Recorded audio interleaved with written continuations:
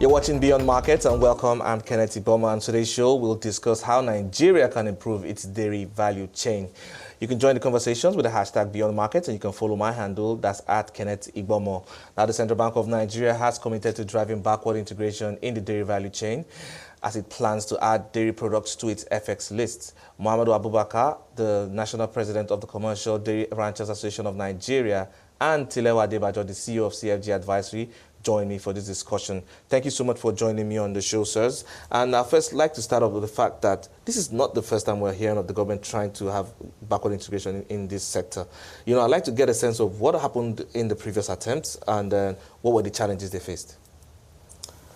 Yeah, I can't remember any attempt apart from what we've been attempting to put together in order to come up with a robust policy. I know as an association we've had meetings with Federal Ministry of Agriculture, and we've had similar meetings with the Federal Ministry of Trade and Investment, and the work is still ongoing.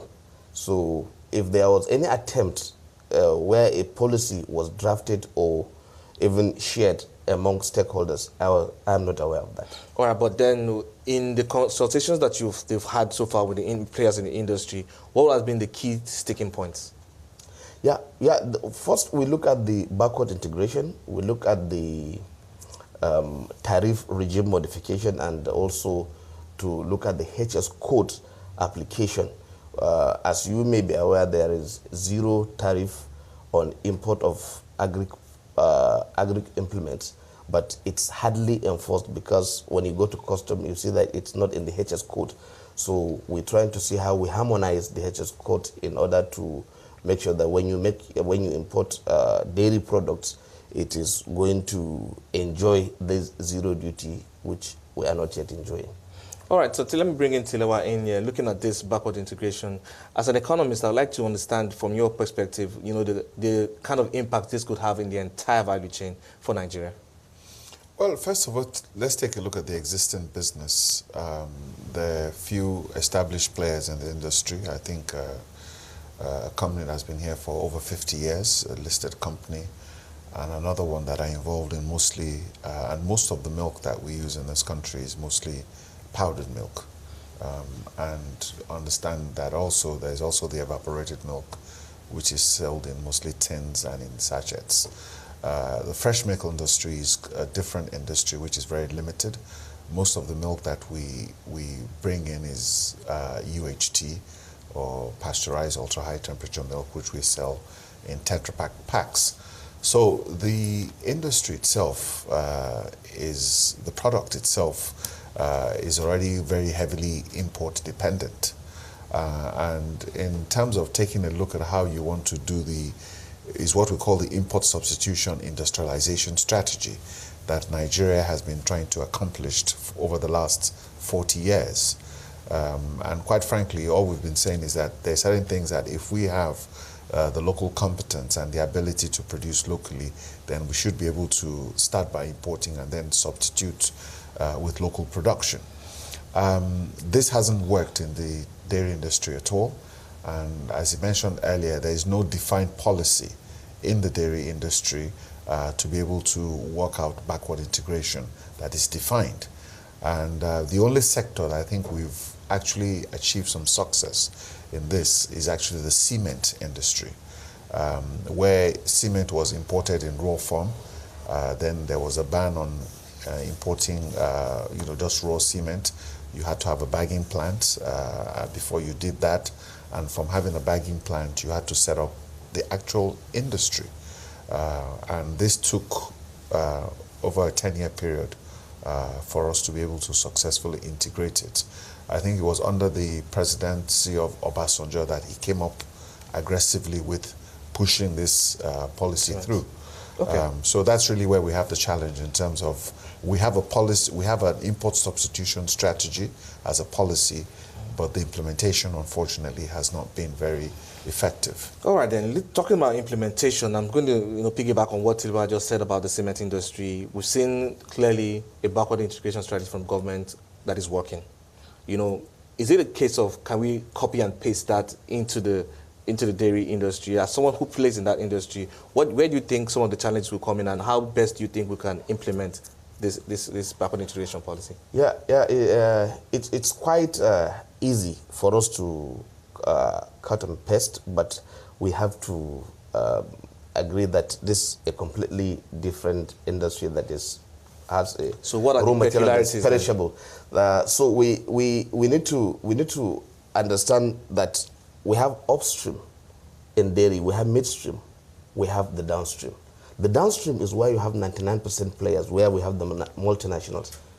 Upstream is where you have the producers, where you have the pastoralists, where you have the commercial dairy farmers that produce the raw milk. And then the midstream is where you have the linkage. That is the cold chain infrastructure is where it plays important role here. This is where you have the milk collection, you have the milk evacuation, and you have the milk delivery to the processors. I can tell you in Nigeria today, there's a zero investment in the midstream. If there is zero investment in this midstream, there's no way you will link the upstream with the downstream. What is happening is, instead of having the upstream in Nigeria working, then we have to look at the upstream in other countries that produce this powdered milk, and then we bring it directly to the downstream in Nigeria, bypassing the midstream because it has nothing to do in this instance. So some of these strategies applied by CBN, I think, is to make sure they bring the midstream into play. Once they become a major actor, then the linkage between the upstream and downstream will be complete. And all the government had been trying to do over the years for the last 60 years is to see how they scale up the upstream. They will say, how do we now get a 50-liter producing cow? How do we improve the cattle to a Frisian or Jersey cattle? But what I'm saying is, we have examples in other East African countries like Kenya, Tanzania, and other countries. All they needed to do, and even India, for instance, all you need to do is to harness even the 1 liter produced by your cows and get it to the processors. Then when you see that you cannot have enough, then you now look at the strategy of improving your own breed of cattle. And in fact, it doesn't need government intervention. How many workshops have been organized for MTN to invest in Nigeria? All you need is provide the market. And some of these strategies by CBN and some policies that we have been advocating for is to provide this incentive. And once that is in place, it's automatic. Upgrading your cattle from 1 liter to 5 liters does not need anybody to tell you. Once you know, you'll make money. All right, then we'll get into the incentives a little, but I want to speak to Tilewa now. I'd like to first get into the area of investment. We have people who have invested in this sector, in this industry in Nigeria. You mentioned we have some listed companies that are already playing in this field for decades now. And then now you see a policy shock, or where the central bank is saying, okay, we're going to go this way going forward. You know, for people who are looking to who have been investing in this in the country, you know, how best can you mitigate the shocks that the investors in this key sector of the market could face? Well, I think one of the problems we have in this country is our economy. The reason why economy is going at 2% and we're not seeing the levels of foreign direct investments is the uncertainty in economic policy and direction, and this is one of them. If you're going to make an announcement of this nature that you are going to, overnight, you're going to take these companies, they haven't banned the product, by the way. No. They're just saying that these companies are no longer going to have access to the CBN window, and they'll have to source their foreign exchange from autonomous sources. So what this means is that the additional costs, they're going to pass it on to the consumers. And these are companies that are still dominant in the market with the products. So if you'd like to have a backward integration policy, then there's need to understand how to engage the stakeholders in that industry. If you provide the right incentives, then the incentives for investments are clear in Nigeria. It's just that we're not implementing them.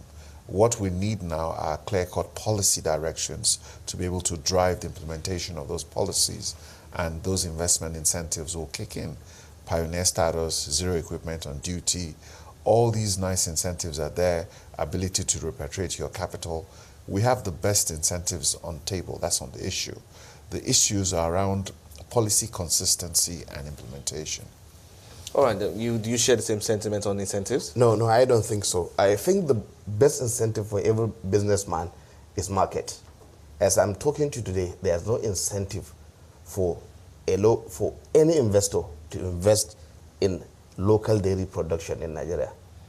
How do you mean? Can you clarify that? Yeah, the market is when you produce raw milk, you should be able to sell at a competitive rate. Today, the cost of producing a liter of milk is about 300 naira to us. When you're importing a powdered milk, you constitute it into to the constituted powdered milk. It's just about 120 naira. So you can see the sharp difference. How can somebody in his right senses come and invest in this? So that's why we're talking about policy. One thing I agree with him is, yeah, there's need to come up with a robust policy for backward integration. Maybe import substitution program for over some years that will now bring all stakeholders. But when we're talking of stakeholders, it shouldn't be dominated by the importers. You have to bring in the local producers as well, hear them out, and let's see what is needed. It's easy for food just to be imported and be fed to us. It's very difficult to produce your own food to eat. But I assure you, that's the best way to go. Okay, but let me bring in Tilewa into this, and then, because in fact, if I'll allow the two of you comment on this point, because it has to do with the economics of it all, demand and supply. You know, first, what is the demand of the yearly demand for milk in Nigeria? Where are we at, you know, in meeting this demand? And, you know, how can we then ramp up to either surpass that demand so that we can either start benefiting from the dairy industry in Nigeria? Let me start with Tilewa. Well, clearly what is happening is the fact that local production cannot meet up with the demand for the product locally. And I think if you remove the importation from it, you have a deficit of close to about over 1 million, I think, tons of milk that you need to import. So there's clearly a deficit that even the local production today cannot meet the demand, which is always the challenge. So when you talk about it not being market-driven, you also have to take a look at your environment and the level of your infrastructure development.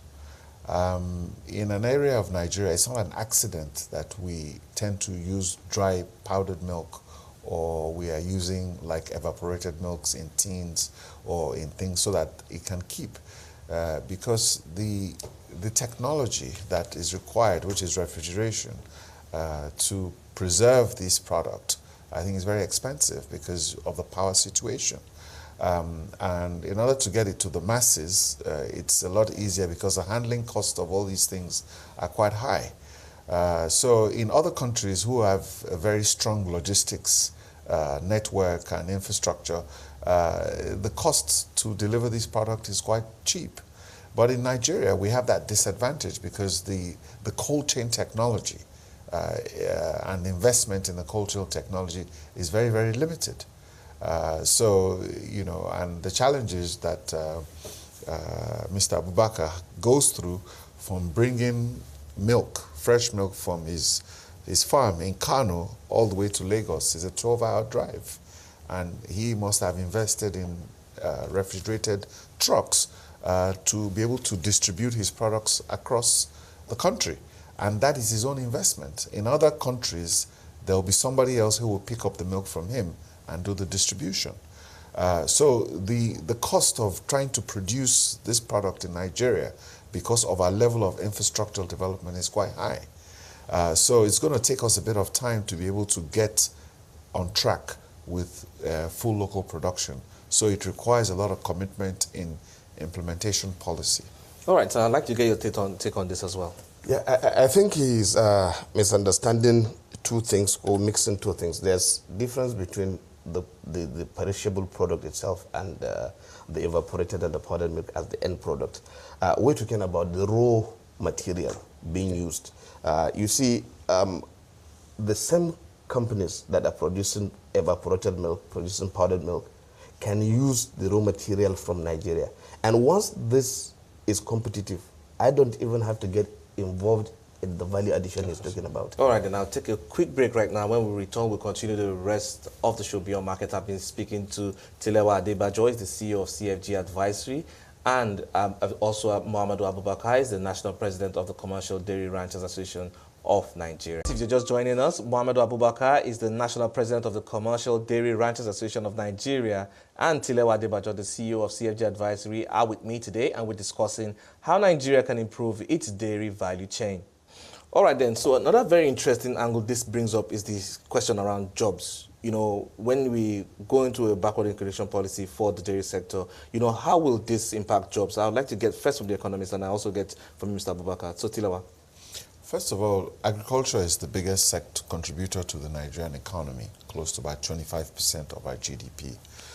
So it's pretty significant, and it's the largest employer of workforce. When you start to take a look at the value-added component of agriculture, then I think the contribution is much more significant. So maybe close to about 35% of our GDP. But clearly it's the largest employer of labor, and the potential is there. The dairy market in Nigeria, or the dairy business, is an established business over the years, and clearly there are people who have been employed in that area, and it's a major opportunity to create jobs. What we're talking about now is how you're now shifting production from established companies that have been in importation of these products to get them to start to manufacture the products locally. That is the story of Nigeria. That's what we've always been trying to do. We've set up Ajaokuta Steel Mill because we wanted to stop importing steel and to start producing steel locally. You see that tremendous amounts of money has been spent on that plant, and we have not succeeded. So in terms of the policy perspective, I would like to just maybe take a look at it from more of the macro perspective and say that it's a policy issue. So we've looked at steel, we've looked at so many things we want to do, textiles. We want to grow cotton and to be able to manufacture textiles locally, at least to a significant portion.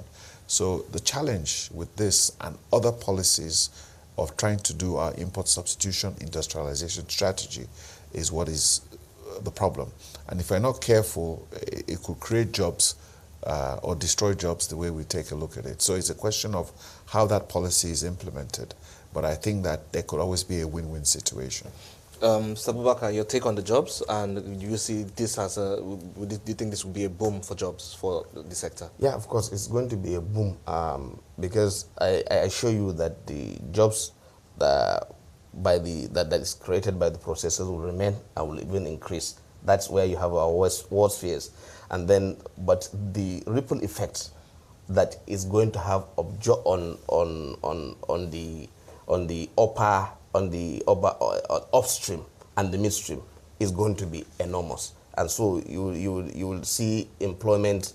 I can't quote figures here, but I can tell you, given example of other countries that have successfully done this, we can comfortably say that we're going to have a boom in jobs creation. And in fact, it's one of the key tools of empowerment applied in India, applied in Sri Lanka, and even the multinational processors that are within this country. We know what they are doing in Morocco, for instance. We know what they are doing in Kenya. We know what they are doing in India. They are not applying the same strategy in this country because we just are import-dependent country. But I think once we start changing our strategy in terms of production,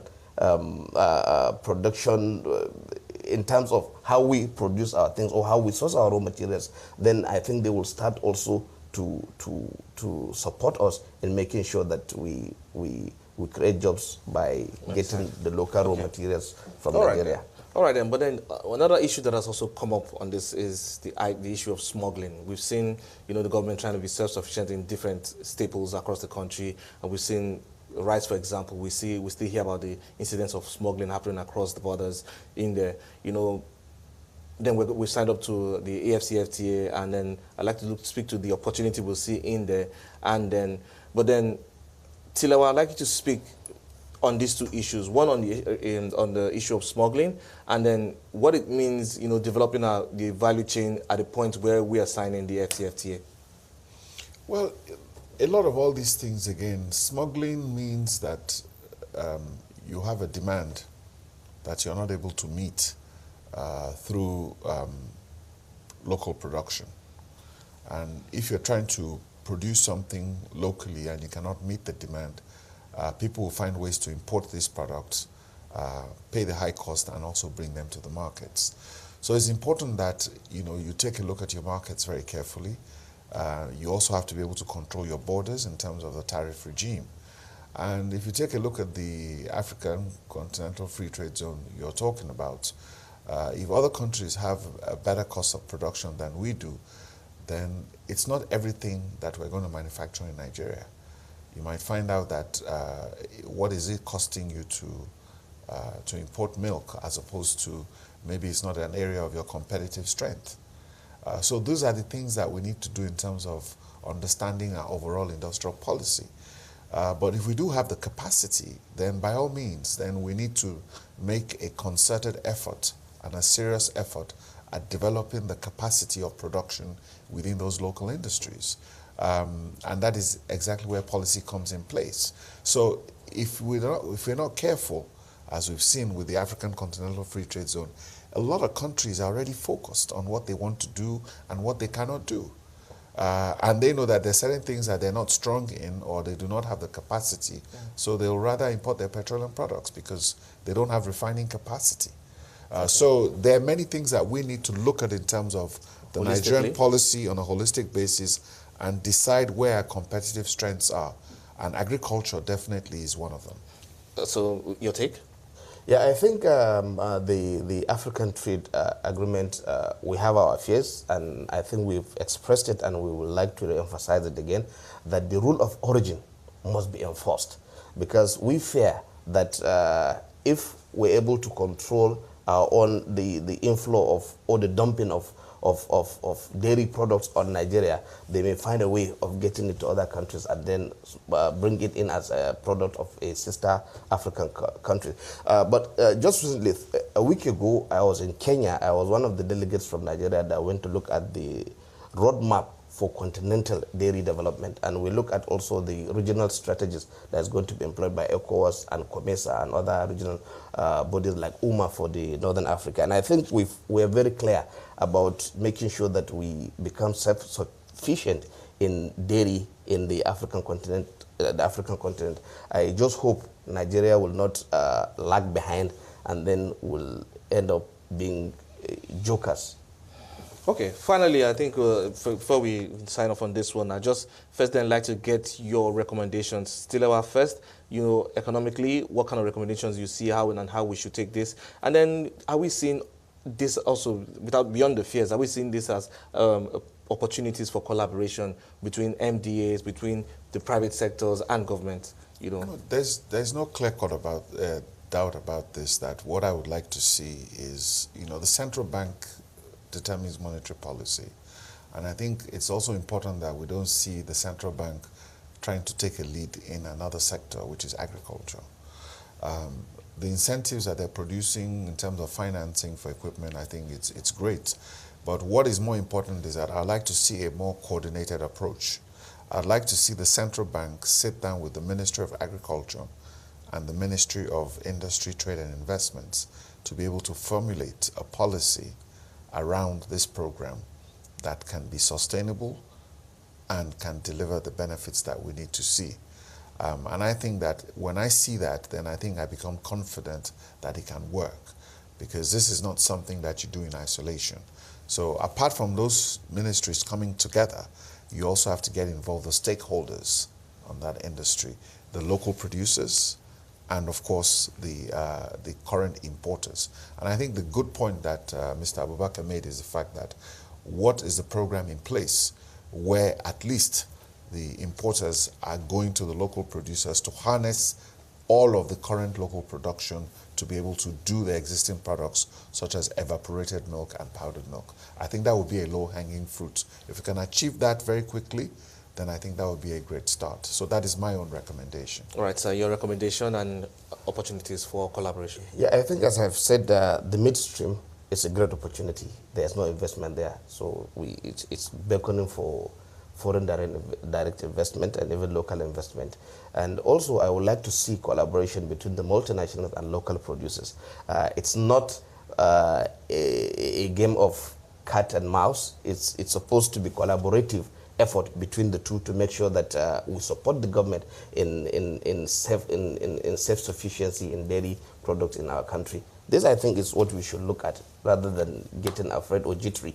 And then we also look forward to a robust policy on dairy development in the country, and we would like all stakeholders to come. Let's exchange our fears and also opportunities that we see in our own collaboration. So I think it's a good thing, and we hope the CBN has started it, so others should follow. I've been speaking to Muhammadu Abubakar. He's the National President of the Commercial Dairy Ranchers Association of Nigeria, and also Tilewa Adebajo, the CEO of CFG Advisory. And we've been looking at how to improve the dairy value chain in Nigeria. And that's it on Beyond Markets, and thank you so much for being a part of the show. You can watch the show at 5 p.m. West African time daily and have access to all previous episodes of the show on our website, and that's at cnbcafrica.com. You can also stay engaged with the hashtag Beyond Markets and follow me at Kenneth Igbomor. Do have a wonderful day.